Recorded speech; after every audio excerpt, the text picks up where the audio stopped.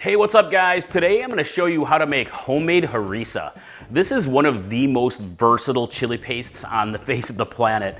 And once you learn how to make it, you're going to wonder like, where the heck has this been my whole life?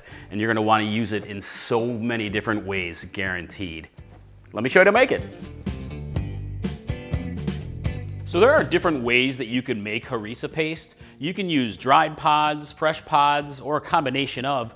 Today I'm focusing on a dried pod version. I have ancho peppers, I have 6 anchos, 6 guajillo peppers, 3 pasilla peppers, and I'm throwing in some chile de árbol, which are spicy for myself, but you can omit those if you want, just kind of a milder version, but you know, go spicy if you want to. But you can also use other peppers, like New Mexican chilies are great for this. But the first step you want to do is get your dried pods ready, and you'll want to de-seed them and remove the stems. So the stems just pop right off, very easy. And you can shake out the seeds usually, but if you have a hard time and they're not opening properly, a pair of kitchen scissors, just kind of slice them open a bit. Boom, boom, boom. Oh, they're flying, seeds are flying. And you don't have to get every single seed. The reason you remove the seeds is because they can be bitter and they float around in your sauce. So, but you don't have to, you can leave them in if you want. Seriously, look at all these seeds, guys. Lots of them. All right, I've got all my peppers stemmed and de-seeded. So the next step you want to do is to lightly toast your peppers. So I have a pan heated up here to a good medium heat, and I'm just going to add all the peppers to a dry pan. You're going to dry toast. You just want to do a light toasting on them for just maybe a minute or 2 per side or so until they kind of puff up. And you can kind of see them change color a little bit, and you can start to smell it. The main thing is you don't want to burn them because then they become more bitter that way. But you can skip this step actually and just move right on to the hydrating phase. But I always encourage people to lightly toast their peppers. When you toast them, it loosens up the oils in the skin and adds just that much more depth of flavor to your overall recipe, especially harissa. So this is a step that I highly encourage. All right, peppers are lightly toasted, so go ahead and add them to a bowl, like so. All right. I got all these in a bowl, and the next step is I'm gonna pour some very hot water over the peppers and we're gonna rehydrate them up. So let me get the water. Just enough to cover them. All right, we're gonna soak these peppers for about 20 minutes or so until they become very soft. All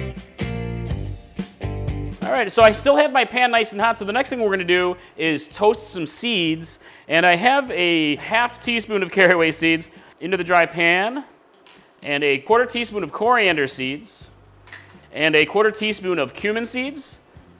So for this, you only want to do a real light toasting on these for maybe 30 seconds to a minute until you can kind of smell it. You can smell it pretty quickly. You don't want to burn this either because it'll get bitter. But next you want to get them over to a spice grinder or into a bowl so we can grind them up. So let me move these over into my mortar here. And you're just going to grind it up like so, very easy. And again, you can use a spice grinder for this. Or just however you can easily grind it, but a spice grinder is great. But I love my little mortar and pestle here. Works outstanding. And all right, now that it's nicely ground, I'm going to set this aside, and we will continue. All right, these peppers need a little bit more time to soften, and I've got all my other ingredients ready. The thing about harissa that makes it so amazing is its depth of earthy flavor. And since there are so many different ways to make it, but there's so many different ways that you can use it, it's a beautiful flavor builder for like soups and stews. You can use it as a sauce. You can add a little bit of liquid to it, and it becomes a beautiful sauce. You can use it as a rub for different meats, for grilling, fish. It's great with fish. And it's just super versatile. It's one of those base ingredients you like to have on hand for so many different uses. All right, I've got the peppers all nicely softened up, so I'm gonna go ahead and drain. Drained here. Don't need to save that water. Some recipes you will, but not today. Into the food processor. Got a food processor set up here. And I have my toasted ground seasonings. And I have about a teaspoon, a little bit teaspoon plus of salt. And I have here about 6 cloves of garlic, fresh garlic. And you can use more, gorgeous garlic, of course, you know, it's really to taste. And juice from 1 lemon. And at this point, you could actually be done with your homemade harissa. But again, this recipe really varies from region to region and really from cook to cook. There are so many ways you can make it. You can throw in fresh herbs at this point. Mint is very popular, other seasonings.